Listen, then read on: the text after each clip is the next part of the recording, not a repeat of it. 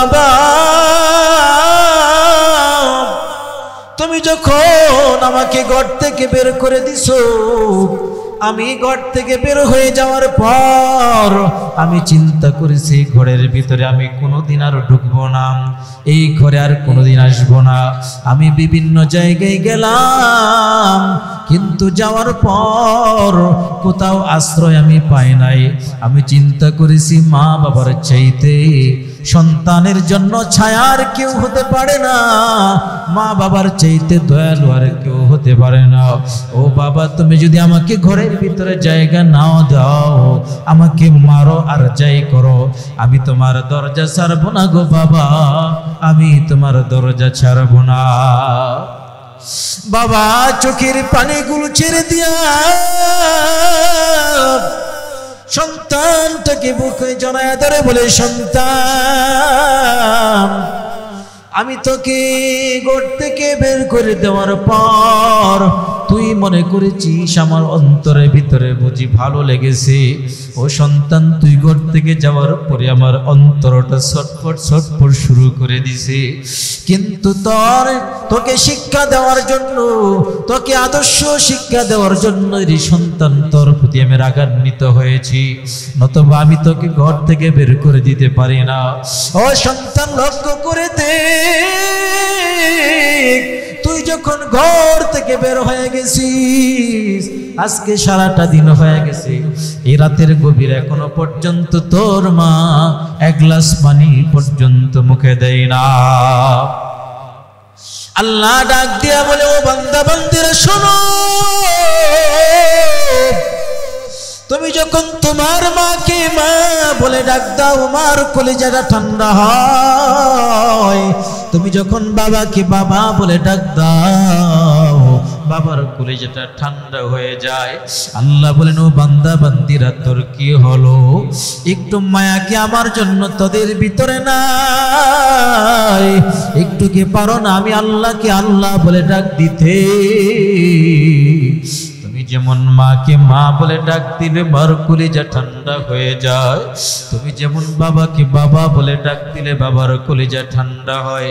ও সন্তান তুমি যখন আমি আল্লাহকে আল্লাহ বলে ডাক দাও, আল্লাহ আমি আল্লাহর কুদরতি কলিজাটাও ঠান্ডা হয়ে যায়। আল্লাহু আকবার। আল্লাহ পাক রব্বুল আলামিন তখন বলতে থাকে, ও বান্দা আমার বান্দিরা চাও কি লাগবে আমার কাছে বলো, আমার কাছে চাও, আমি আল্লাহ তোমাদের চাওয়া পাওয়াগুলো পূর্ণ করে দেব।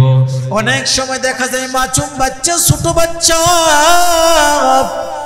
অনেক সময় বাচ্চাকে কাঁদানোর জন্য, অনেক সময় বাচ্চাকে একটা চিমটি কাটা হয়, বাচ্চাকে একটা ধমক দেওয়া হয়, বাচ্চাকে ধমক দিছে, চিমটি দিছে, বাচ্চা কান্না শুরু করে দিছে।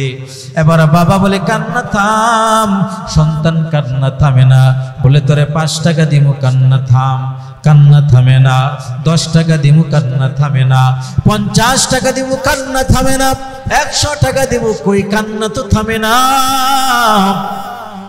500 টাকার নোট দেখাই কিন্তু সন্তানের কান্না থামে না।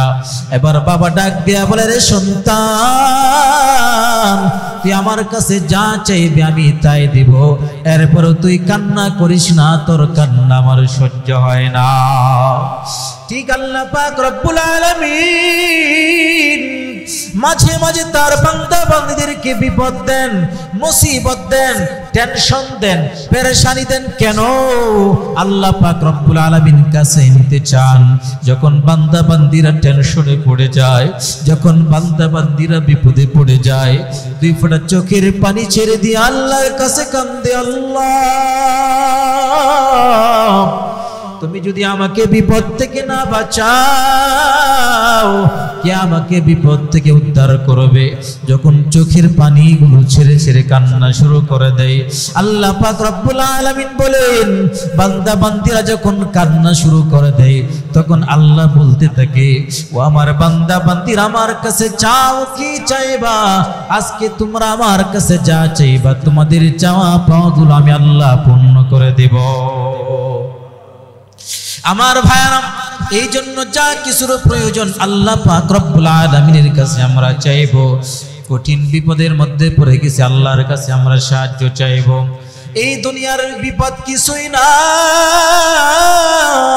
কারণ এই দুনিয়া মুমিনদের জন্য তো এই দুনিয়াটা কোন আরাম আয়েশের জায়গা না। মুমিনদের জন্য এই দুনিয়াটা হলো জেলখানা। আর দুনিয়া মাজরাতুল আখিরা, পরকালের জন্য এই দুনিয়াটা হলো জেলখানায়। এবার বলেন তো, জেলখানার ভিতরে যা মন চাই তা করা যায়? জেলখানার ভিতরে যা মন চাই তা খাওয়া যায়? জেলখানার ভিতরে যা মন চাই তা কি পড়া যায়? জেলখানার ভিতরে কোনো স্বাধীনতা নাই। মুমিনদের জন্য দুনিয়াটা যেহেতু জেলখানা, সুতরাং মুমিনরা দুনিয়াতে স্বাধীনভাবে চলতে পারবে না। মুমিনরা আল্লাহ পাক রব্বুল আলামিন বলে দিয়েছেন কিভাবে চলতে হবে। এইভাবেই যদি মুমিনরা চলে তাহলে কামিয়াব অর্জন করতে পারবে। কারণ এই দুনিয়াতে আল্লাহ পাক এমন কোন নবী নাই যে নবীকে আল্লাহ বিপদ দেন নাই। দুনিয়াতে এমন কোন পয়গম্বর নাই যেই পয়গম্বররা বিপদগ্রস্ত হয় না। দুনিয়া থেকে বিদায় নিয়ে চলে যায়।